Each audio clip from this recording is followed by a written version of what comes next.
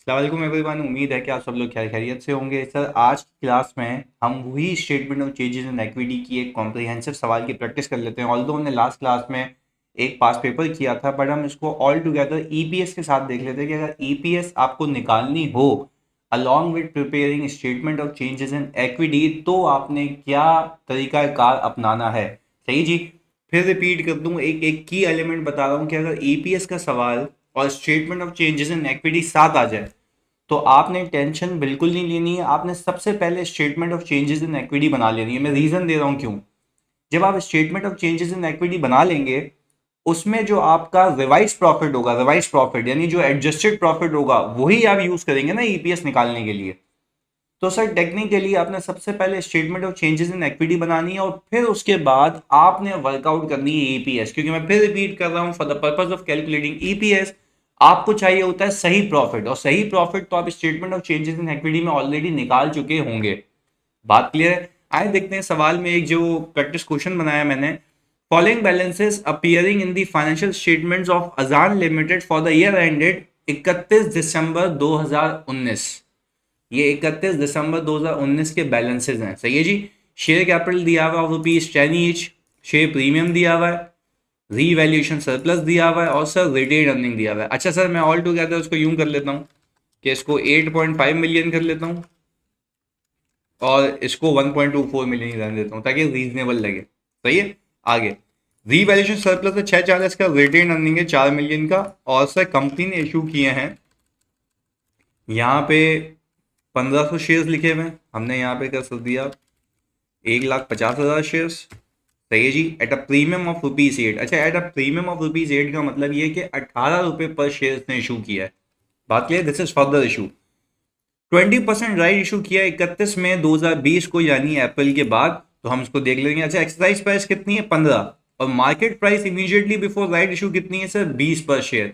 तो सर आपने statement of changes in equity के लिए ये वाली रेलेवेंट प्राइस पिक करनी है जो कि आपको इस पे पैसे मिलेंगे। ऐसा ही है। आगे और सर ईपीएस के लिए वो आपको पता है एक्साइड प्राइस वगैरह आप निकालेंगे, वो सारी चीजें राइट एडजस्टमेंट फैक्टर वो सारी चीजें अपनी जगह एप्लीकेबल है। पर again we are first concern about how to prepare statement of changes in equity.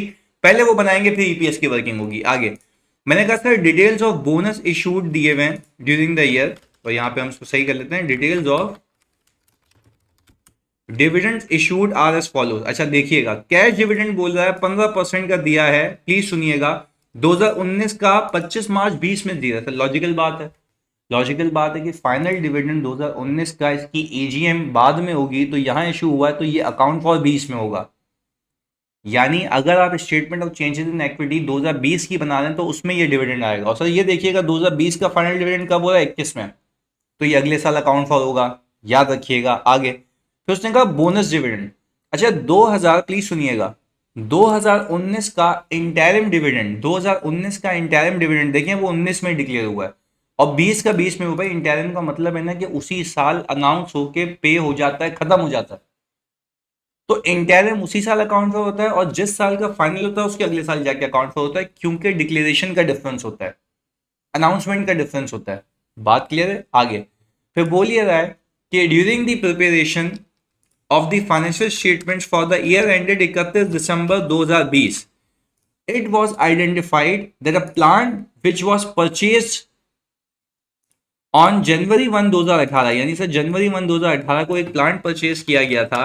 सही है, 1.2 मिलियन का, जो कि गलती से एक्सपेंस आउट हो गया था।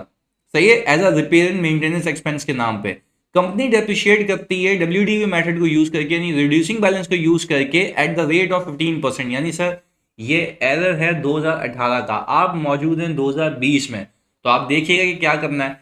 आगे जी, revaluation surplus relates to a land and building of the company. सही है जी, जो वो कह रहा है कि भाई ये जो बैलेंस है ये रीवैल्यूएशन सरप्लस लैंड और बिल्डिंग दोनों का है। इसमें एक पे तो आपको पता है ना, एक के ऊपर तो इंक्रीमेंटल डेप्रिसिएशन नहीं होगा। खैर आगे, as a result of revaluation, as a result of revaluation a gain of ₹50,000 was recorded in current year। यानी बोल रहा करंट ईयर में एक और रीवैल्यूएशन सरप्लस आया, रीवैल्यूएशन सरप्लस आया कितने का 50,000 रुपए का। इंक्रीमेंटल डेप्रिसिएशन जो ट्रांसफर हुआ है वो ये हुआ है कितने का भाई सर 30,000 रुपए का। यानी सर इस साल हुआ ये, सुनिएगा, इस साल हुआ ये कि इंक्रीमेंटल डेप्रिसिएशन ये ट्रांसफर हुआ है और फर्दर सरप्लस इतने का आया है। तो इसमें उसने आपसे कैलकुलेशन नहीं कराई, तो मैं आपको हो सकता है क्विज में दूं जिसके अंदर सरप्लस की कैलकुलेशन भी आप करेंगे, तो ऑल टुगेदर पीपी का कॉन्सेप्ट भी टेस्ट हो जाएगा। सही है जी। और प्रॉफिट दिया हुआ 1.2 मिलियन का। खैर सर, इसमें मैंने रिक्वायरमेंट रखी है सिर्फ 1 साल की statement of changes in equity बनानी है, आपको कंपैरेटिव नहीं बनाना, यानी आपको जनवरी 1 2019 से लेके 31 दिसंबर 2019 नहीं बनाना, रिक्वायर्ड नहीं है। सर मैं यहाँ पर हेडिंग डाल देता हूँ, हेडिंग डाल देता हूँ statement of changes in equity की for the year ended 31 December 2020। Sir आपको ये बात पता है कि सर अब यहां पर हम लिखेंगे बैलेंस एज एट जनवरी 1 2020। सही है जी। सर हम देख लेते हैं हेड्स कौन कौन से हमारे पास। सर हमारे पास शेयर कैपिटल है, सही है जी, ये लिख लिया। सर शेयर प्रीमियम है, रिटेन अर्निंग्स है, और सर हमारे पास यहाँ पर आ रहा है रीवैल्यूएशन सरप्लस, और यहाँ पे आ गया टोटल। सर अगर मैं इसको सही करूं यहाँ पर तो ये कुछ इस तरीके से आ गया। अच्छा भाई, अब अगर मैं सर बैलेंसेस उठाऊं जनवरी 1 के, तो सर ये आ गया कैपिटल, ये आ गया प्रीमियम, सर ये आ गया सरप्लस, और सर रिटेन अर्निंग देख लेते हैं 4 मिलियन का। सही है जी, ये सारे अमाउंट्स आ गए और ये आ गया हमारा टोटल। सर आपने एक चीज का बखूबी ख्याल रखना है, यू नो द फैक्ट कि this retain earning is wrong. ये वाली जो रिटेन अर्निंग है ये गलत है। कैसे पता गलत है सर? यहाँ पे एडजस्टमेंट दी हुई है और आपने फिर ओपनिंग सिर्फ इस साल की ओपनिंग को सही करना है, इससे ऊपर के कुछ भी सही नहीं करना, बट हम वर्किंग बना लेंगे just for the sake of understanding. Sir फिर रिपीट कर रहा हूँ, रिक्वायरमेंट 1 साल की है तो मुझे सिर्फ 1 साल ही बना के देना है, तो मैं सिर्फ ये वाली रिटेन अर्निंग सही करूंगा। इससे पिछले सालों की बना ही नहीं रहा तो मुझे उसकी प्रेजेंटेशन दिखाने की भी कोई नीड नहीं है। खैर मैं यहाँ पर सर एक वर्किंग कर लेता हूँ जिसको हम कहते हैं एरर वर्किंग। अच्छा भाई, हमने कहा एक्सपेंस टू बी मेड, और हमने कहा सर एक्सपेंस मेड। क्या हम कह सकते हैं कि सर ये गलती 2018 की है? यस सर कह सकते हैं 2018 की है। क्या मैं कह सकता हूं कि सर एक्सपेंस जो है पूरा पीपी जितने का था उतने का बुक हो चुका है? कितने का था सर? सर ये आ गया हमारे पास 1.2 मिलियन।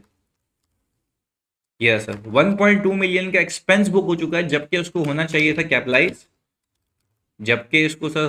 कैपिटलाइज, अगेन मैं ये एरर देख लेता हूँ, ऐसा नहीं हो कि मैं उलट कर दूँ उसको, क्लैरिटी लाजमी है।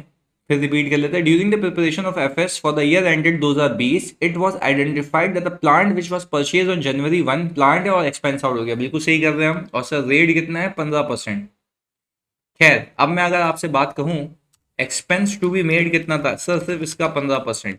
ऐसा ही है। तो यहां पे पीपी टू बी रिकॉर्डेड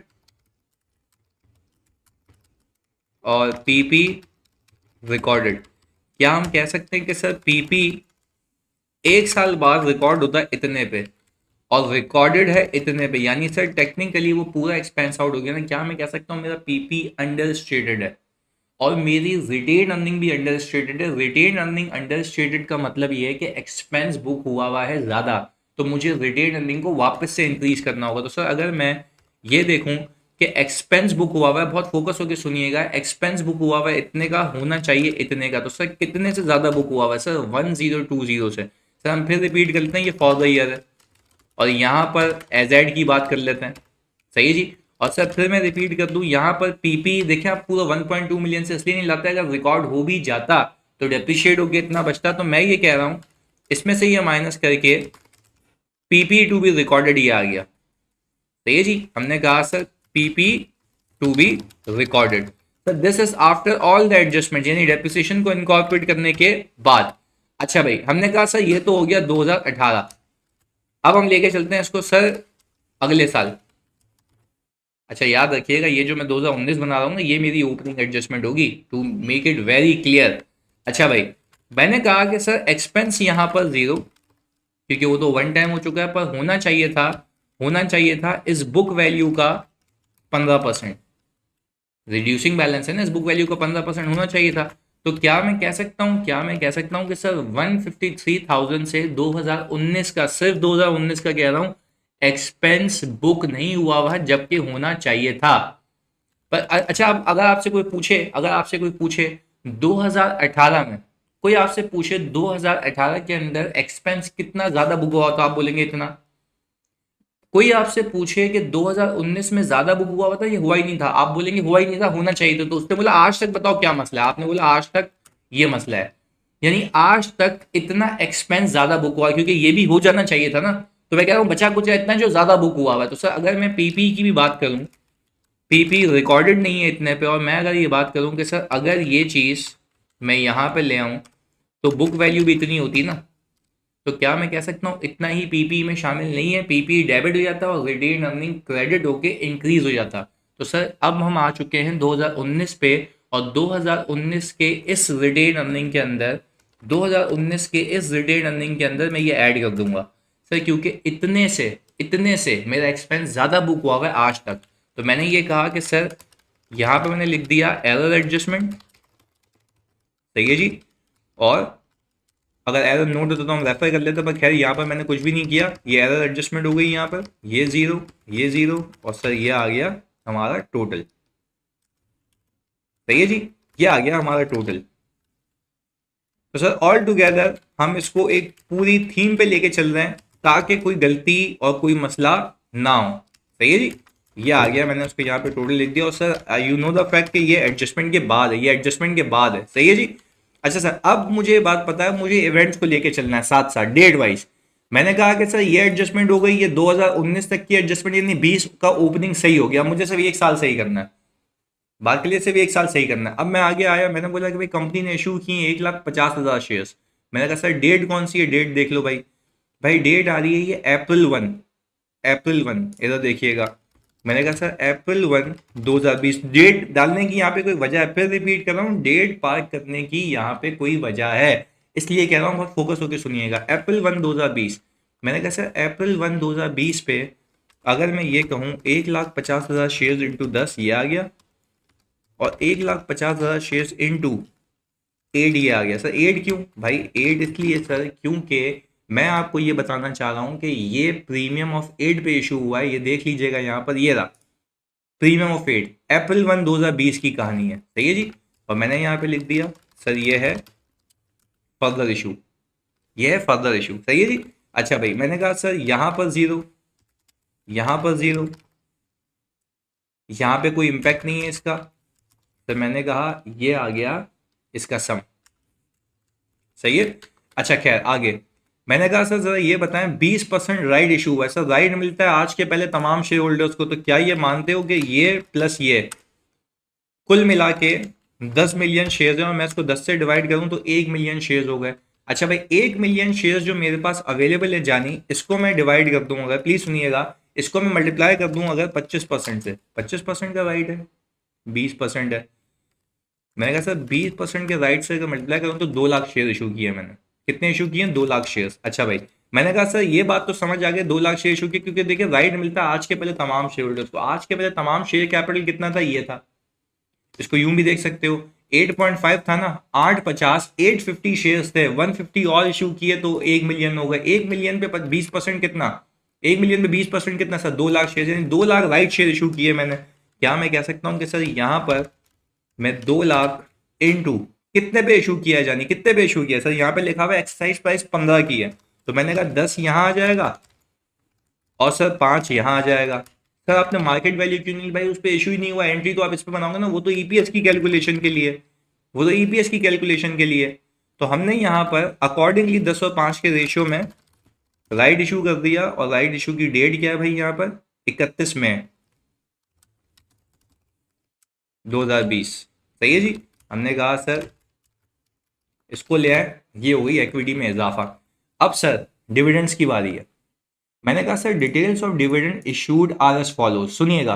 हमने कहा 25 मार्च को, प्लीज सुनिएगा बहुत फोकस के साथ, 25 मार्च को डिक्लेयर हुआ है, 25 मार्च को। अच्छा मैं क्या ये कह सकता हूँ कि सर ये फाइनल डिविडेंड है 19 का, तो ये 20 में अकाउंट फॉर होगा, इसकी एडजस्टमेंट यहाँ आनी है statement of changes in equity में, मैंने कहा फाइनल डिविडेंड ऑफ 2019 मार्च 25 को। अच्छा, डेट क्यों रेलेवेंट है मुझे आप एक बात बताते हैं, क्या मार्च इन दोनों से पहले है, अप्रैल से भी पहले? यस, यानी अगर मैं आपको बात बताऊं, अगर फाइनल डिविडेंड अप्रैल के बाद होता ना तो इनको भी फाइनल डिविडेंड मिलता।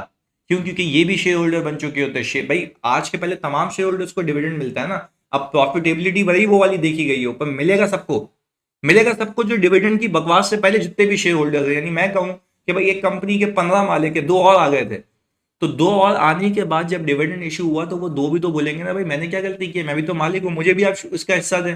तो डिविडेंड्स को भी मिलता। पर है इस केस के अंदर आप ये देखिएगा कि अगर मैं यहाँ पर सीक्वेंस में यहाँ ले आऊँ, सिर्फ for the sake of understanding, सिर्फ for the sake of understanding, क्योंकि मार्च 25 फाइनल डिविडेंड मार्च 25 2020 को इशू हुआ है, तो सर मतलब ये है कि इससे पहले कोई शेयर्स में मूवमेंट नहीं आई थी, तो क्या मैं कह सकता हूँ ये कैश डिविडेंड है? सर सवाल आता है, yes this is cash dividend, और मैं इसको लगा दूंगा 15% को सिर्फ और सिर्फ इस पे इन लोगों को मिलेगा, क्योंकि इससे पहले कोई और शेयर होल्डर मौजूद नहीं था। फिर रिपीट कर रहा हूं, देख लो 25 मार्च अप्रैल में, लॉजिकल सीक्वेंस में लेके चल रहा हूं। सही है जी, इसमें कोई दो राय नहीं होनी चाहिए, बिल्कुल फोकस के साथ लेके चल रहा है। सही है जी। हमने कहा सर ये आ गया, अब ये सीक्वेंस बन गई कि भाई डेट वाइज इवेंट चल रहे इक्विटी के अंदर। अब सर मैंने कहा कि भाई अब आ गया मैं bonus dividend pay. Bonus dividend देखो 15 मार्च को दिया गया है। बोनस डिविडेंड कब दिया गया? 15 मार्च को। अच्छा आप जरा बात समझे, ये इंटरिम है, बात समझे, इंटरिम। अब मैं इसको मैं ऑल टुगेदर आप लोगों की आसानी के लिए, अच्छा ये देखिएगा, बोनस डिविडेंड 15 मार्च 2019 को दिया गया है, ये है 2019 का, तो ये तो उस साल अकाउंट फॉर हो चुका होगा। मैं कब की इक्विटी बना रहा हूँ? 2020 की, तो मुझे पंचायत यहाँ की होनी चाहिए। अब देखो इसकी डेट क्या है, अगस्त है। अब मैं आपसे ये पूछूं, यहाँ पे मैं लिख रहा हूँ इंटरिम बोनस डिविडेंड। अच्छा ये तो कैश था ना, इस पर तो शेयर्स का इम्पैक्ट नहीं था। अच्छा इंटरिम बोनस डिविडेंड कब इशू हुआ है? अगस्त 1 2020 पे। मैं आपसे पूछूं क्या ओपनिंग में मिलेगा बोनस? यस मिलेगा बोनस डिविडेंड। सर इस पे मिलेगा? यस मिलेगा। सर इस पे मिलेगा? यस मिलेगा। सब पे मिलेगा। तो सर मैंने कहा कि भाई आप इन सब पे बोनस डिविडेंड दे दें, और बोनस डिविडेंड इन सब पे मिलेगा कितने परसेंट का जानी? सर इस पे भी 15% का मिलेगा। तो सर मैंने सिंपली इस पे 15% चिपकाया, तो मेरा आंसर जो है वो आ गया ये सर 1.8 मिलियन। इसकी एंट्री ये बनी होगी सर, रिटेन अर्निंग हुई होगी डेबिट, और शेयर कैपिटल हुआ होगा क्रेडिट। बात क्लियर है? और नंबर ऑफ शेयर्स की बात करें तो अमाउंट है ना कि 10 रुपए पर शेयर के हिसाब से रिटर्न मिलता है ना, तो यहाँ पे शेयर्स के हिसाब से रिटर्न तो मिला 10 रुपए के हिसाब से, पर कैश फॉर्म में मिला है, शेयर्स फॉर्म में, शेयर्स फॉर्म में शेयर्स इंक्रीज हो गए। बात क्लियर है? तो सर इवेंट्स का ख्याल रखना है, इवेंट्स का ख्याल रखना है। मैंने जानबूझ के तभी ऐसा सवाल बनाया ताकि आप ऑल टुगेदर देख लेते हैं। मैं फिर रिपीट कर रहा हूँ, मैंने आज के पहले तमाम लोगों को डिविडेंड दिया, ये बोनस डिविडेंड। सर कैश क्यों नहीं दिया? भाई कैश तो इससे पहले इशू हुआ था, तो डेट्स का मैंने ख्याल रखा है यहाँ पर। खैर आगे मैंने कहा कि सर ये तो एरर वाली बात थी, ये तो एरर वाली बात थी, इसको हमने केटर कर लिया। पर अब सर अब आपने यहाँ पर profit for the year park करना है, प्रॉफिट फॉर द ईयर 2020। अच्छा आप मुझे बताएं sir, profit for the year 2020 यहाँ पे गिवन है 1.2 मिलियन, बट सर बट यहाँ पर 2020 में भी एक मिस्टेक है ना, 2020 में भी एक मिस्टेक है। सर 2020 में मिस्टेक क्या है? सर 2020 में मिस्टेक ये है कि इस कैरिंग अमाउंट के ऊपर 15% का जो डेप्रिसिएशन है वो बुक नहीं हुआ हुआ, 15% का डेप्रिसिएशन बुक नहीं हुआ हुआ। तो क्या मैं ये कह सकता हूँ कि सर 15% का डेप्रिसिएशन बुक नहीं हुआ हुआ, तो ये सिर्फ फॉर द ईयर की गलती है। सर देखें, आपसे कोई पूछे 2018 में क्या हुआ था, आप बोलोगे इतने का एक्सपेंस नहीं, बात समझिएगा, इतने का एक्सपेंस नहीं बुक होना चाहिए था, हो गया था। तो आपने कहा इतने का एक्सपेंस ज्यादा बुक हुआ हुआ था, ये रहा। फिर मैंने कहा सर अगले साल का पूछे कोई, बोलेगा आप बोलेंगे इतने का बुक होना चाहिए था, नहीं हुआ, तो इन दोनों को नेट कर दिया, ये बच गया। पर अगर मैं आपसे पूछूं 2020 में क्या हुआ, बोलेंगे 2020 में भी डेप्रिसिएशन बुक नहीं हुआ हुआ था, होना चाहिए था। अब मैं क्यूमुलेटिव आपसे पूछूं कि सर क्यूमुलेटिव बेसिस पे 2018 में इतने का एक्सपेंस ज्यादा बुक हो गया था, यहाँ पे इतने का बुक नहीं हुआ था, यहाँ पे इतने का बुक नहीं हुआ था, तो कुल मिला के अब 736,950 ये एजेड है, 736,950 से मेरा एक्सपेंस अभी भी ज्यादा बुक हुआ हुआ है। अगर जो बुक होना चाहिए था उसको बुक कर भी लूं तो, और इतने से ही देखना, इतने से ही देखना जानी, इतने से ही देखना मेरा जो पीपी है वो भी आ रहा है कि भाई इसमें से ये डेप्रिसिएशन माइनस करो, क्योंकि सर टेक्निकली मैं भी तो यही कह रहा हूँ, टेक्निकली मैं भी तो यही कह रहा हूँ कि भाई ये अमाउंट पीपी में आफ्टर डेप्रिसिएशन इतने की बचनी चाहिए जो रिटेन अर्निंग में पार्क हुई हुई, तो रिटेन अर्निंग इतने से अंडर स्टेटेड है आज तक, क्योंकि एक्सपेंस ज्यादा बुक हुआ पर खैर ये ओपनिंग तक तो मैं सही कर चुका हूँ ना, तो फॉर द ईयर मैं सही कर लूंगा, क्योंकि जो एक्सपेंस बुक नहीं हुआ मैं बुक कर लूंगा। आए जी, तो मैंने ये कहा कि sir profit for the year 2020 मैंने 1.2 मिलियन उठाया, और 1.2 मिलियन के अंदर मैंने ये माइनस कर दिया एक्सपेंस जो बुक होना चाहिए था और हुआ नहीं है। ये आ गया मेरा adjusted profit. Sir why you are not writing restated है, because no need to write restated है। सर इसलिए रीस्टेटेड में नहीं लिख रहा क्योंकि सर ये तो इसी साल आप रिपोर्ट कर रहे हैं ना। तो खैर सर मैंने यहाँ पर ये आ गया ये वाली अमाउंट। अब सर देखें सवाल में वो कह रहा है कि भाई as a result of revaluation gain of 50,000 was recorded in current year. देखिएगा सर ये रीवैल्यूएशन गेन की जगह मैं इसको सरप्लस कर देता हूँ ताकि आप यहाँ पे कंफ्यूज ना हो। सही है जी, ये ओपनिंग था, आपने revaluation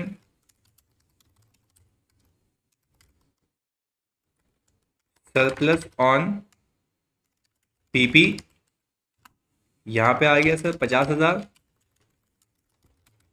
transfer of incremental depreciation. सही है जी, ट्रांसफर कितना है सर? सर ट्रांसफर यहाँ पे इसी ने बताया हुआ है, आपको टेंशन की नीड नहीं है, 30,000। और सर यहाँ पर आ गया ये 30,000 उठ के। मैं फिर बता रहा हूँ, ऐसा हो सकता है कि वो पूरा आइए 16 का कॉन्सेप्ट टेस्ट कर ले यहाँ पे statement of changes in equity में, वैसे सवाल भी देता हूँ, पर मैंने सोचा कि आपको प्रैक्टिस करवानी है ऐसे कॉम्प्रिहेंसिव सवाल की, तो पहले मैं ये दे देता हूँ। सही है, खैर sir now we are at the verge कि हम इसको टोटल कर सकते हैं, और ये फिर यहाँ पे कहानी क्लोजिंग पे पहुंच जाएगी along with adjusted figures. Sir मैंने ये कहा,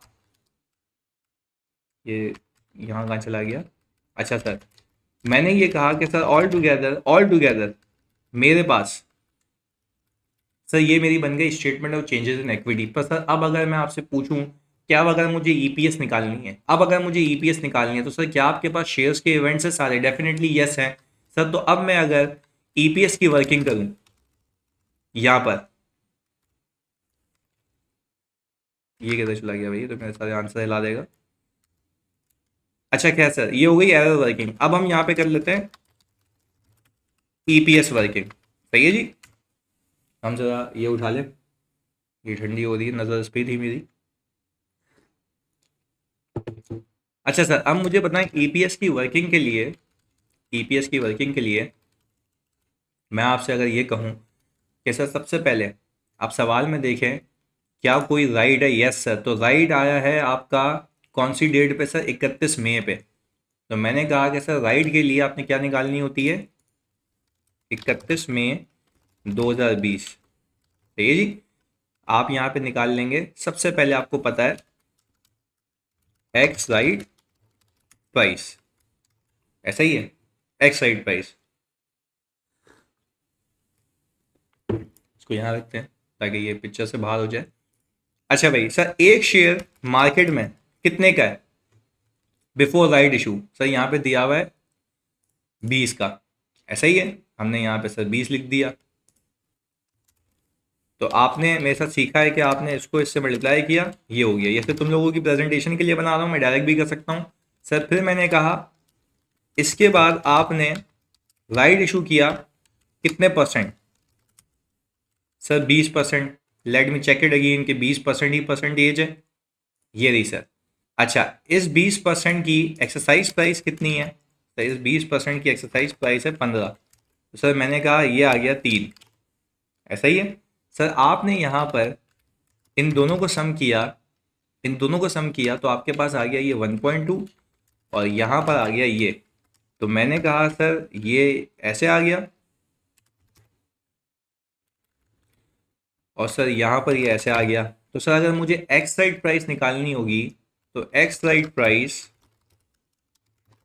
जो है मेरी, वो मैं इसको डिवाइड कर दूंगा इससे, यानी प्राइस आफ्टर राइट इशू। तो सर ये आ गया 19.166667, और ये अगर आप कैलकुलेटर पे करेंगे तब भी यही आ रहा होगा, तो ये यहाँ पे एक्यूरेसी से आंसर बताएगा। अच्छा जी, फिर मैंने कहा सर आपने निकालना सीखा है right adjustment factor, this is technically या बोनस फैक्टर। क्या होता है इसमें? सर हम करते ही हैं कि मार्केट प्राइस डिवाइड कर देते हैं एक्स राइट से, और मैंने आपको ये सिखाया है कि सर इसका मतलब ये होता है, इसका मतलब ये होता है कि सर मेरा जो 20 से लेके 19 तक का सफर है, जो कंपनी का नुकसान है वो एग्जिस्टिंग शेयर होल्डर का फायदा है, एग्जिस्टिंग शेयर होल्डर राइट से पहले वाले शेयर होल्डर्स। बात क्लियर है? तो सर ये आ गया मेरे पास राइट एडजस्टमेंट फैक्टर का एक फैक्टर। मैं यहाँ पे एक्सेल पे कर रहा हूँ तो मेरे को तो एक्यूरेट आंसर ही मिलेगा। ये रहा सर राइट एडजस्टमेंट फैक्टर, मैं इसी को यूज़ करूँगा अपने सवालात में अभी। सही है जी, इसमें आंसर में। और सर इसके बाद आपने अगस्त 2020 को बोनस इशू किया है, और bonus issue I think sir 15% का है, मुझे याद आ रहा था।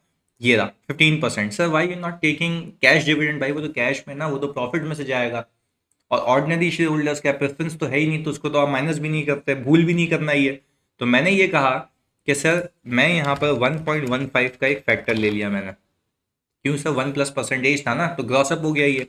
खैर सर अब मुझे आप एक बात बताएं, ओपनिंग शेयर्स कितने हैं आपके? सर ओपनिंग शेयर्स हैं आपके, यहाँ से देख लेते हैं, 8,50,000, ऐसा ही है। तो आपने कहा सर 850,000 इंटू, सर क्या मैं कह सकता हूँ कि ओपनिंग पे ये राइट वाला बोनस मिलेगा। यस सर, मैंने कहा 1.043, ये रहा 20 और 19.17 भी कर सकते हो, बात एक ही है। सर क्या इस राइट वाले बोनस पे और ओपनिंग पे क्या 1.15 मिलेगा? यस सर, ये आ गया 12/12। तो सर मैं यहाँ पर 8,50,000 इंटू दिस, इंटू दिस, और इंटू 12/12, मैंने कहा सर ये आ गई अमाउंट आपके पास एग्जैक्ट। सर मैंने कहा मेरे पास ये आ गया ओपनिंग का हिसाब किताब। ओपनिंग पे राइट, यानी राइट वाला बोनस इंक्लूसिव हो गया, और सर उस बोनस पे बोनस भी इंक्लूसिव हो गया। सही है जी। तो हमें यहाँ पे पंचायत करने की नीड नहीं है, ऑल टुगेदर मैंने सारी चीजें यहाँ पर एक साथ कर ली है। जल्दी हो जा भाई, एक तो ये। खैर आगे मैंने कहा सर ओपनिंग के बाद क्या था, ओपनिंग के बाद इवेंट देखें सर, फर्दर इशू है। सर फर्दर इशू कितने का भाई? 1.5, यानी 1,50,000 शेयर्स, ऐसा ही है। मैंने कहा सर फर्दर इशू की डेट क्या है? सर फर्दर इशू की डेट है, देखो यहाँ पे फायदा है ना, ये अप्रैल, सर अप्रैल 1। सर 1,50,000 शेयर्स है। सही है जी। क्या फर्दर इशू पे ये राइट मिलेगा? यस सर, देखें ये मई की डेट है और ये अप्रैल है, तो अप्रैल में, यानी मई बाद में आ रहा तो ये आएगा। तो सर मैंने कहा इस पे आपने 1.043 इंटू 1.15 इंटू, सर अगर मैं अप्रैल से लेके जाऊं तो 9 मंथ्स बनते हैं। सही है जी। तो मैंने कहा कि सर मैं यहाँ पर 1,50,000 इंटू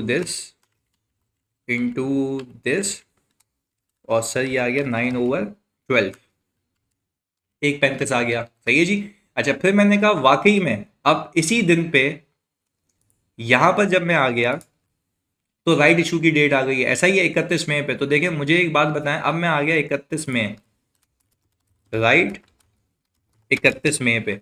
मुझे बताओ राइट मिलता है आज के पहले तमाम शेयर्स पे, क्या मानते हो आज के पहले जो तमाम शेयर्स हैं वो 1 मिलियन है? सर 1 मिलियन कैसे? ओपनिंग प्लस फर्दर इशू, ये रहा ओपनिंग प्लस फर्दर इशू। तो सर ये क्या था भाई? ये तो राइट वाला बोनस था ना, जो कि इंक्लूसिव हो गया उसके अंदर, क्योंकि उसको हम टाइम अपोर्शन नहीं करते। खैर ये आ गया।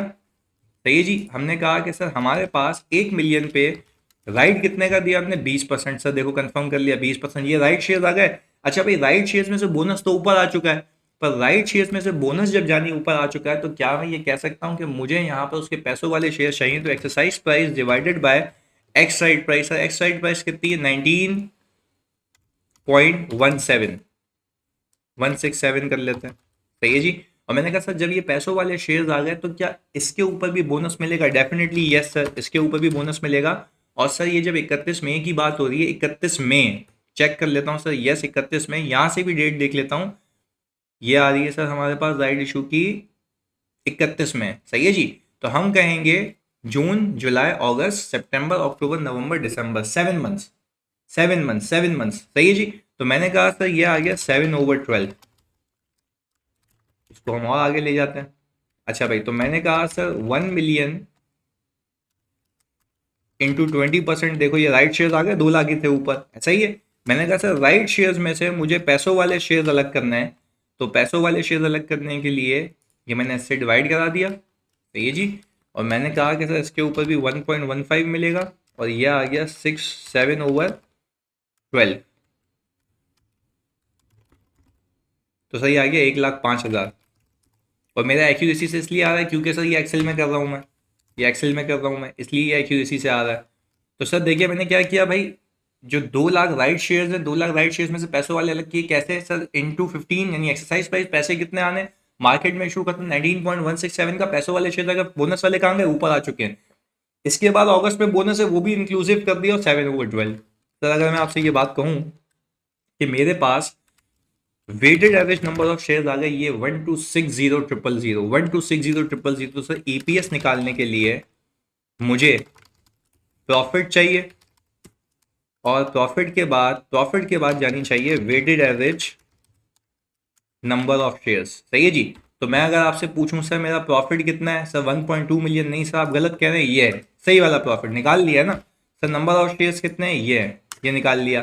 सर क्या मैं कह सकता हूँ मेरी ईपीएस आ गई 0.849167, तो सर 0.85 या ये कर लेते हैं 3 डिजिट तक, और ये आ गया आपका आंसर। सर आई होप आपको ये बात समझ आई होगी, ये बात क्लियर होगी। सर देखें मैंने हर एक पॉसिबल कोशिश करनी है कि आपको मैं उस मकाम तक ले जाऊं कि आपको कोई डिफिकल्टी ना हो। जज़ाकल्लाह।